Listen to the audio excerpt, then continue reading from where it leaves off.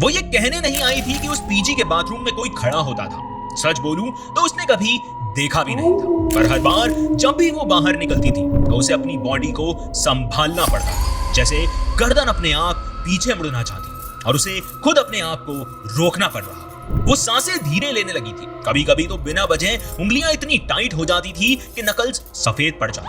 ये डर था या फिर एक साए की चाल, इस बात का कोई जवाब नहीं था और शायद वो भी यही मान बैठी थी। नमस्कार दोस्तों, आप सुन रहे हैं द हॉरर शो बैक करने। आज की जो कहानी तुम अब सुनने जा रहे हो वो किसी रियल इंसिडेंट पर बेस्ड नहीं है। ये एक फिक्शनल स्टोरी है जो सिर्फ इसलिए लिखी गई ताकि तुम कुछ देर के लिए अपनी नॉर्मल सी दुनिया को छोड़कर उससे बाहर आ सको। पर फिक्शन होने का मतलब ये नहीं होता कि वो फेक लगे। इस एपिसोड में कोई लाउड मूवमेंट्स नहीं है, कोई अचानक जंप स्केयर्स नहीं है, बस एक स्लो प्रेशर है जो हर सीन के साथ थोड़ा और टाइट होता जाता है और एक पल आता है जब तुम्हें महसूस होगा कि वो तुम्हारे आसपास ही है। मुझे उम्मीद है कि इस कहानी के दौरान तुम्हें सस्पेंस भी मिलेगा और वो डर भी जो ज्यादा शोर नहीं करता पर काफी देर तक साथ रहता है। तो थोड़ा सा कंफर्टेबल हो जाओ, लाइट्स ऑफ कर दो और हेडफोन्स को ऑन कर लो। और हाँ, अगर आपके साथ भी कभी कुछ ऐसा हुआ है तो आप उसे मेरे साथ शेयर कर सकते हैं। ईमेल आपकी स्क्रीन पर है और लिंक डिस्क्रिप्शन में। तो आइए कहानी को शुरू करते हैं। वो पीजी देखने में किसी हॉरर स्टोरी का हिस्सा नहीं लगता था। 2 कमरे, एक छोटा सा हॉल और बीच में एक बाथरूम, एक नॉर्मल मिडिल क्लास सेटअप। ऐसा घर जहां लोग बस रहने आते हैं, ज्यादा ध्यान देने नहीं। विनीता का काम ऐसा था जिसमें शिफ्ट फ्लेक्सिबल नहीं होती थी। कभी सुबह निकलना पड़ता था तो कभी रात के 10-11 बजे वापस आना होता। उसके रूममेट जानवी MBA स्टूडेंट थी। दोनों का रूटीन एक दूसरे से बिल्कुल उल्टा चलता था। जब विनीता घर आती थी तो जानवी ज्यादातर पढ़ रही होती थी और जब विनीता निकलती तब जानवी सो रही होती। इस मिसमैच की वजह से घर में अक्सर विनीता अकेली होती थी। इस पीजी का सबसे ज्यादा यूज होने वाला हिस्सा था वो बाथरूम, और शायद सबसे ज्यादा इग्नोर करने वाला।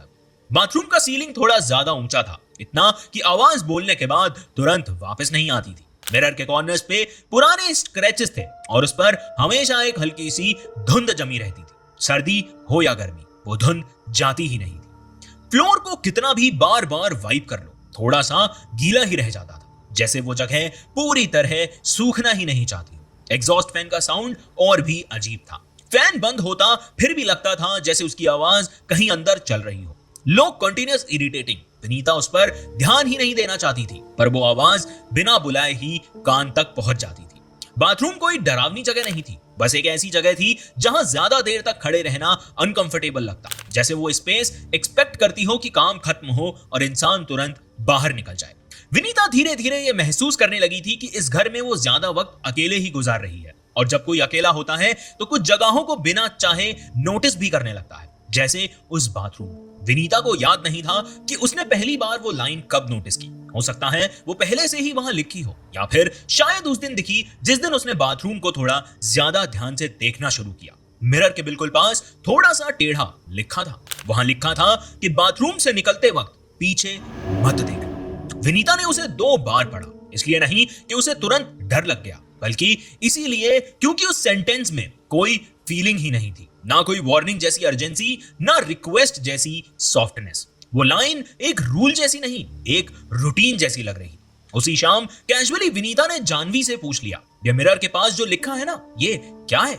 जानवी ने पहले उसकी तरफ देखा, फिर तुरंत नजर हटा ली, जैसे सवाल गलत जगह पूछ लिया गया हो। हाँ, वो पहले से लिखा था। जानवी बोली, तुम बस फॉलो करो। उसके बोलने का टोन बिल्कुल नॉर्मल था, ज्यादा सीरियस नहीं, ज्यादा कैजुअल भी नहीं। कॉन्वर्सेशन वहीं खत्म हो गई, कोई एक्सप्लेनेशन नहीं मिला, और विनीता ने भी उस वक्त ज्यादा पूछना ठीक नहीं समझा। पर उस रात जब वो बाथरूम से बाहर निकली तो पहली बार उसे महसूस हुआ कि पीछे कुछ है। उसका ध्यान सिर्फ अपनी गर्दन पर था, जैसे उसे खुद याद दिलाना पड़ रहा हो कि पीछे मुड़ना नहीं है। शुरू के कुछ दिन तक विनीता ने उस लाइन को बस एक अजीब हैबिट की तरह ट्रीट किया। बाथरूम यूज करने से पहले जैसा ही था, बस निकलते वक्त उसका ध्यान थोड़ा ज्यादा अपनी बॉडी पे रहने लगा। जैसे ही वो दूर की तरफ मुड़ती तो उसकी गर्दन अपने आप टाइट हो जाती। ऐसा नहीं था कि पीछे कुछ दिखता हो या कोई आवाज आती हो, बस एक इंटरनल रेजिस्टेंट था, जैसा बॉडी और दिमाग के बीच कोई साइलेंट आर्ग्यूमेंट चल रहा हो। विनीता हर बार कॉन्शियसली अपनी नेक को सीधा रखती, अपनी आंखों को आगे फोकस करती और बिना रुके बाहर निकल जाती।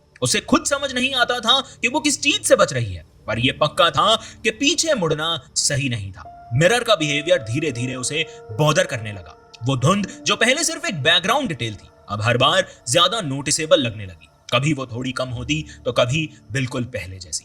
विनीता खुद को बार बार याद दिलाती रही, ये थकान है, लॉन्ग शिफ्ट्स का इफेक्ट है और शहर में रहने वाले हर इंसान के साथ ऐसा ही होता है। बाथरूम से निकलते वक्त पीछे का स्पेस उसे अजीब लगने लगा था। वो स्पेस खाली होने के बावजूद हैवी महसूस होता था, जैसे हवा थोड़ी ज्यादा भारी लग रही हो या जैसे कोई चीज वहां खड़ी रहकर उसे सिर्फ ऑब्जर्व कर रही हो। विनीता ने कभी रुककर चेक नहीं किया। वो जानती थी कि यह सिर्फ एक फीलिंग है, पर यह भी सच था कि वो फीलिंग हर दिन थोड़ी ज्यादा स्ट्रॉन्ग होती जा रही थी। उसने अपने रूटीन चेंज कर दिया, जल्दी जल्दी नहाना, कम वक्त बाथरूम में रहना और निकलते वक्त सीधा रूम की तरफ चले जाना। रिलीफ सिर्फ तब मिलता था जब वो बाथरूम से दूर आ जाती थी। इस बीच जानवी का बिहेवियर भी उसे थोड़ा ऑफ लगने लगा। पहले विनीता ने ध्यान नहीं दिया, पर अब उसे नोटिस होने लगा कि जानवी बिना किसी बात के हल्की सी स्माइल करती रहती है। वो स्माइल किसी जोक का रेस्पॉन्स नहीं होती थी, बस ऐसे ही जैसे किसी चीज को मन ही मन सोचकर खुश हो रही हो। कुछ रातों को विनीता की नींद खुली तो उसने देखा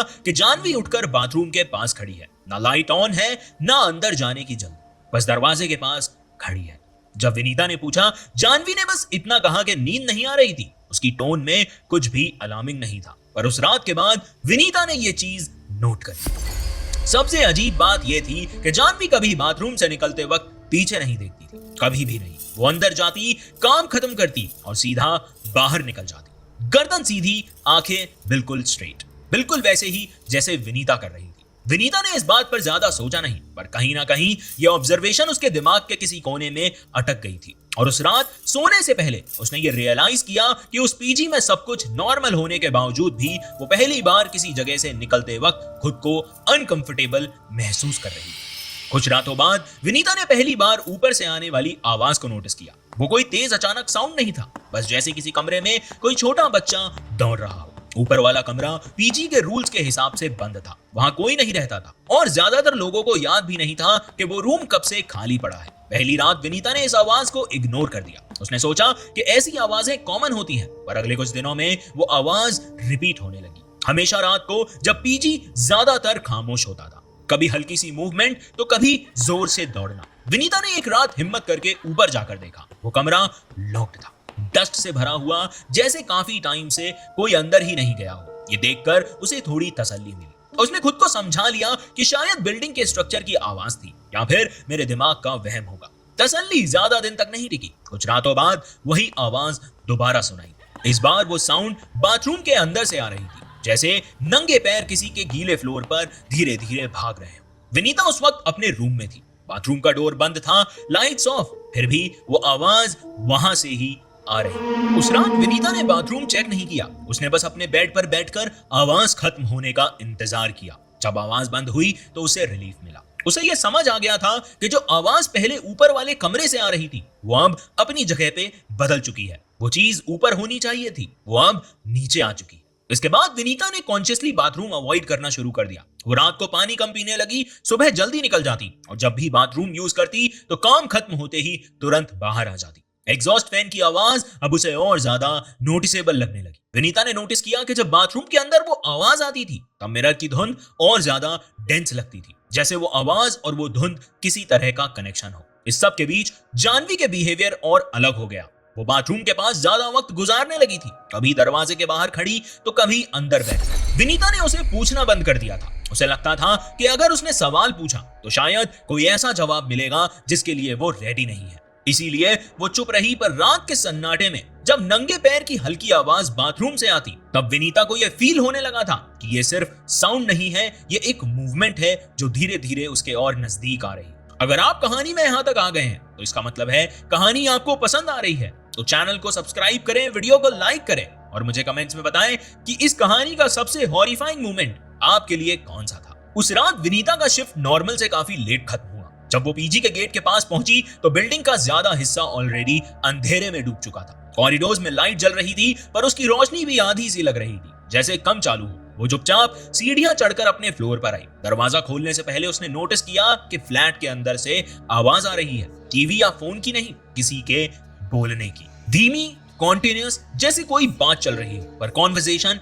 एक तरफ से ही।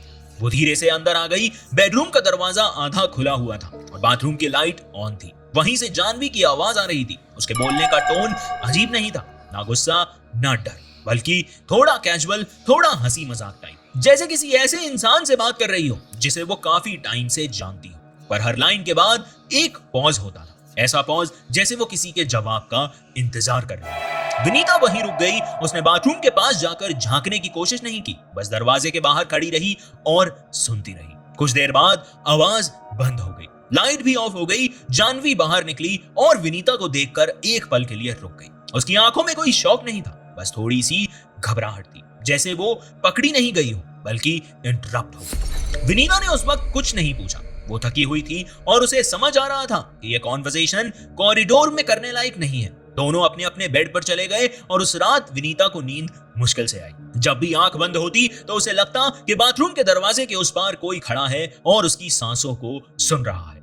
अगली सुबह विनीता ने बातचीत अवॉइड नहीं की। उसने सीधा जानवी से पूछ लिया, बाथरूम का नाम लिया, आवाज का जिक्र किया और यह भी बताया कि रात को उसने जानवी को बात करते सुना था। पहले तो जानवी ने बात टालने की कोशिश की। उसने कहा कि शायद विनीता ने गलत सुना होगा या वो किसी फ्रेंड से फोन पे बात कर रही थी। पर जैसे जैसे सवाल आगे बढ़ते गए उसकी बॉडी लैंग्वेज धीरे धीरे चेंज होती गई। उसके शोल्डर्स झुक गए, आंखें बार बार इधर उधर होने लगी और उसका बोलना स्लो हो गया। फिर एक पॉइंट पर वो रोने लगी। अचानक नहीं, बल्कि जैसे काफी देर से उसका रोना रुका हुआ था। उसने बताया कि उसने एक दिन एक रूल तोड़ दिया था। बाथरूम से निकलते वक्त उसने पीछे देख लिया था। वो मोमेंट डिस्क्राइब करने की कोशिश करती रही पर हर बार बीच में रुक जाती थी, जैसे उसे खुद समझ नहीं आ रहा हो कि उसने क्या देखा था। बस इतना कह पाई कि उसके बाद से वो अकेली नहीं रही। बाथरूम के बाहर भी कोई होता है जो उसे वहीं रहने को कहता है, जो नहीं चाहता कि वो बाहर आए। जब विनीता ने पूछा कि कौन, तो जानवी के पास कोई क्लियर जवाब नहीं था। वो सिर्फ इतना बोली कि उसे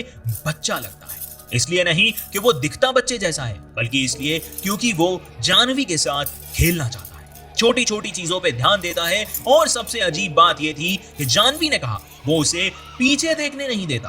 बाथरूम के बाहर जो भी है वो पीछे होता है और जब तक वो पीछे है जानवी बाहर नहीं जा सकती। विनीता उस कॉन्वर्सेशन के बाद कुछ देर तक चुप रही। उसने कोई सोल्यूशन सजेस्ट नहीं किया, कोई लॉजिकल एक्सप्लेनेशन नहीं दिया, क्योंकि पहली बार उसे ये लग रहा था कि शायद वो खुद को महसूस कर रही है, वो सिर्फ उसका वहम नहीं था। और उस रात जब दोनों लाइट्स बंद करके सो गए तो विनीता ने ये रियलाइज किया कि बाथरूम के बाहर जो स्पेस है वो अब सिर्फ एक जगह नहीं रहा। जानवी के कन्फेशन के बाद घर का एटमॉस्फेयर बदल नहीं गया था, बल्कि धीरे धीरे और बिगड़ने लगा। जानवी का बोलना अब कम हो गया था। पहले जो बातें पूरी सेंटेंस में होती थी अब आधी लाइंस में ही सिमटने लगी। कभी कभी वो सवाल का जवाब देने से पहले ही रुक जाती, जैसे कोई उसे याद दिला रहा हो कि क्या बोलना है और क्या नहीं। उसकी आंखों का फोकस ज्यादातर फ्लोर पर रहता था। जब भी विनीता उसे डायरेक्टली देखती तो जानवी नजर हटा लेती। बाथरूम के पास आते ही उसकी बॉडी स्टिफ हो जाती, जैसे कोई इनविजिबल लाइन क्रॉस होने वाली हो। सबसे नोटिसेबल चीज उसका बाहर आना था। बाथरूम का डोर खुलने के बाद वो तुरंत एक कदम आगे नहीं बढ़ाती थी। पहले एक सेकंड रुकती,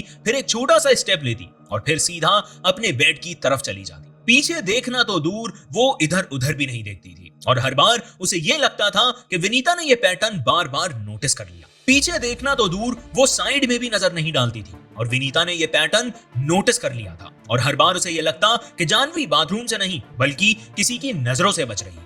इन सब के साथ विनीता की अपनी बॉडी भी कॉर्पोरेट करना बंद कर रही थी। नहाते वक्त सांस लेने में दिक्कत होने लगी। वो पानी के नीचे खड़ी होती पर चेस्ट हैवी लगता, जैसे हवा कम पड़ रही हो। कभी कभी उसे ऐसे लगता कि कोई बिल्कुल पास खड़ा है, टच नहीं करता, बोलता नहीं, बस इतना पास कि बॉडी ऑटोमेटिकली अलर्ट मोड में चली जाती। विनीता ने शावर जल्दी जल्दी लेना शुरू कर दिया। कभी कभी बिना पूरा नहाए ही बाहर आ जाती। रिलीफ सिर्फ तब मिलता जब वो बाथरूम के दरवाजे से दूर होती। रात के वक्त चीजें और ज्यादा अनकंफर्टेबल हो जाती। जानवी अक्सर बीच रात उठकर बाथरूम के पास जाकर खड़ी हो जाती। दरवाजा बंद रहता, लाइट्स ऑफ रहती, पर वो वहां खड़ी रहती जैसे किसी का इंतजार कर रही। विनीता ने एक दो बार पूछने की कोशिश की, पर जानवी का जवाब हमेशा वेग होता था।